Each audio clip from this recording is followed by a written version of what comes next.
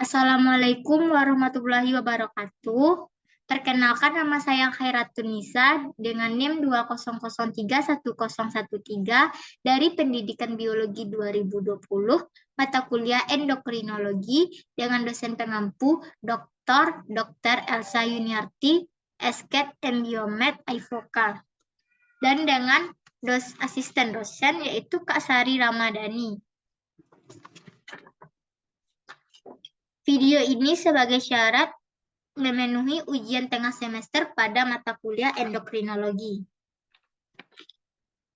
Baiklah, saya akan menjelaskan tentang mekanisme kerja hormon pada gambar ini, yaitu mekanisme kerja auksin melalui signal transduction.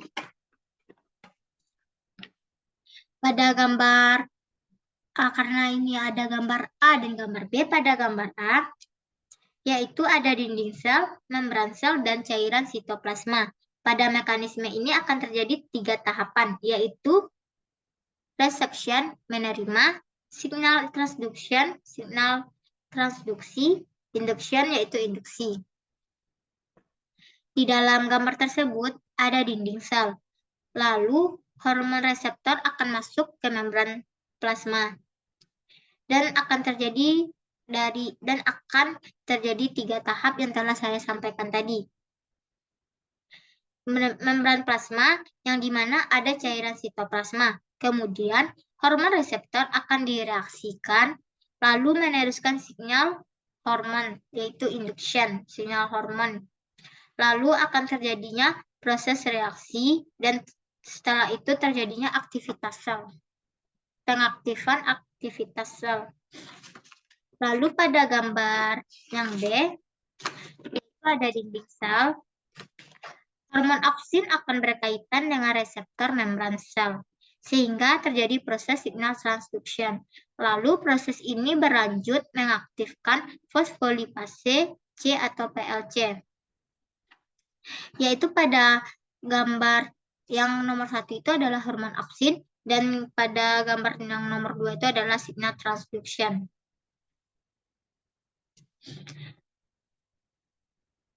Proses yang berlanjut tadi setelah mengaktifkan fosfolipase C atau PLC yang akan menghidrolisis fosfatidil inositol trifosfat atau IP3 dan diasil gliserol atau DAG. IP3 bergerak ke vakuola untuk merangsang pompa ion Ca ke sitoplasma. Lalu ion tersebut akan berikatan dengan kalmodulin, membentuk Ca-kalmodulin yang akan menghasilkan energi atau ATP. Pada nomor 3, ATP tersebut akan menghasilkan hidrogen atau H+, dan juga ATPase. ATPase adalah penyediaan energi yang dibutuhkan dalam metabolisme.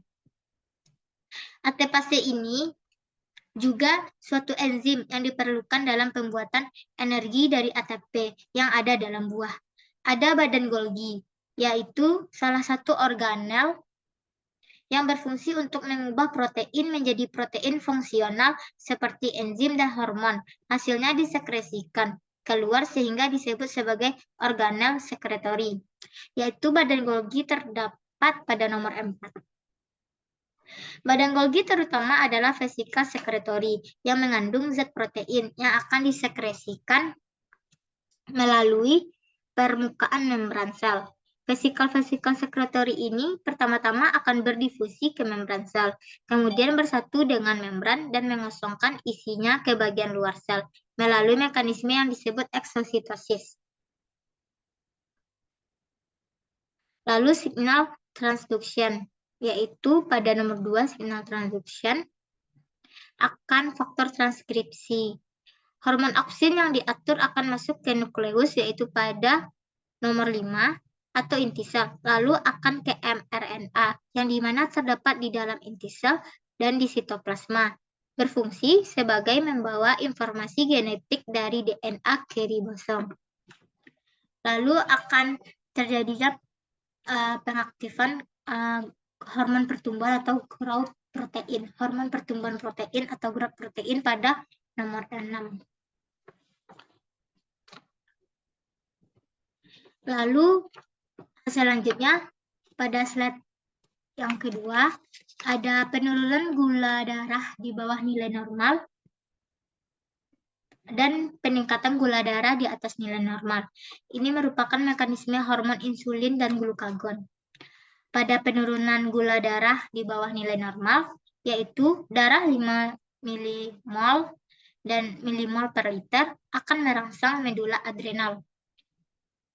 Gula darah tanpa menghambat sel A atau reseptor beta pada pankreas. Medula adrenal akan mengaktifkan epinefrin dan menghambat sel B yaitu reseptor alfa dan merangsang hipotalamus. Lalu hipotalamus akan menghasilkan ACTH atau hormon kortikotropin dan STH atau hormon pertumbuhan. ACTH akan merangsang korteks adrenal dan STH akan merangsang jangka panjang sehingga merangsang kortisol. Epinefrin akan merangsang pankreas dan menghasilkan glukagon. Epinefrin yang menghambat reseptor alfa akan menghasilkan hormon insulin, sehingga kadar glukosa dalam darah kembali normal. Hormon glukagon dan hormon kortisol mengaktifkan sehingga mengakibatkan darah kembali normal. Lalu pada gambar sebelahnya yaitu peningkatan gula darah di atas nilai normal.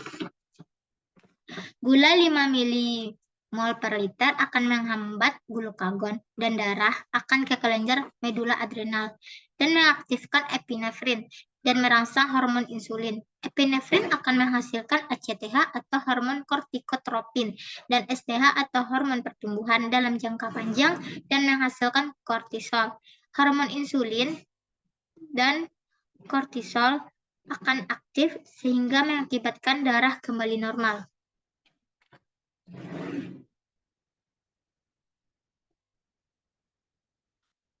Ada hormon yang dapat mempengaruhi kadar glukosa dalam darah, yaitu adanya hormon insulin. Hormon insulin diproduksi di dalam pankreas oleh sel beta pulau Langerhans, di mana hormon ini dapat menurunkan kadar glukosa darah dengan meningkatkan penyimpanan glukosa sebagai glikogen atau perubahan menjadi asam lemak, serta meningkatkan masuknya glukosa ke dalam sel. Sekresi insulin pada orang sehat dapat menyeimbangi jumlah asupan makanan, tetapi sebaliknya orang yang menderita diabetes mellitus tidak mampu mensekresi insulin dalam jumlah yang cukup untuk mempertahankan tubuh. Akibatnya, kadar glukosa meningkat sebagai respon terhadap makanan. Lalu ada hormon pertumbuhan. Hormon pertumbuhan merupakan hormon yang terbentuk di hipofisis anterior yang memiliki efek metabolik melawan kerja insulin.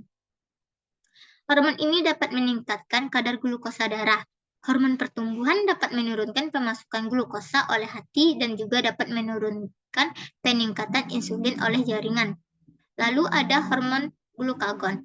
Hormon glukagon diproduksi di dalam pankreas oleh sel-sel alfa pulau Langerhans, di mana hormon ini dapat meningkatkan kadar glukosa dalam darah dengan meningkatkan pembebasan glukosa dari glikogen. Lalu ada hormon epinefrin. Hormon epinefrin disekresikan oleh medula adrenal akibat rangsangan yang menimbulkan stres dan menyebabkan glikogenesis di hati dan otot, di mana hormon ini dapat meningkatkan kadar glukosa dalam darah. Hormon somatostatin. Hormon ini diproduksi di dalam sel D pankreas, di mana hormon somatostatin ini dapat meningkatkan kadar glukosa darah. Hormon kortisol. Hormon kortisol disekresikan oleh korteks adrenal dan dapat meningkatkan kadar glukosa dalam darah dengan mensintesis glukosa dari asam amino. Lalu yang terakhir adanya hormon ACTH atau hormon kortikotropin. Hormon ini terbentuk di hipofisis anterior yang dapat meningkatkan kadar glukosa darah. Keadaan kadar glukosa abnormal ditandai dengan peningkatan ataupun penurunan kadar glukosa di dalam darah, yaitu ada beberapa. Peningkatan kadar glukosa dalam darah sering kita sebut dengan hiperglikemia, yaitu di mana terjadinya peningkatan kadar glukosa darah yang disebabkan oleh defisiensi insulin atau penurunan responsitivitas sel terhadap insulin. Lalu penurunan kadar glukosa darah yaitu biasa kita sebut dengan hipoglikemia. Hipoglikemia merupakan keadaan di mana terjadinya penurunan kadar glukosa darah yaitu kurang dari 50 mg atau 100 mililiter darah. Hipoglikemia disebabkan karena olahraga dan puasa. Karena olahraga dapat meningkatkan penggunaan glukosa oleh sel-sel otot rangka. Kelebihan hipoglikemia dapat disebabkan karena berlebihnya dosis insulin pada penderita diabetes mellitus. Hipoglikemia menyebabkan beberapa gejala gangguan fungsi sistem saraf pusat, diantaranya konfusi, iritabilitas, kejang, dan koma.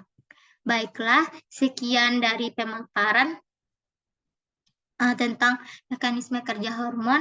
Apabila ada kesalahan dalam penyampaian mohon dimaafkan.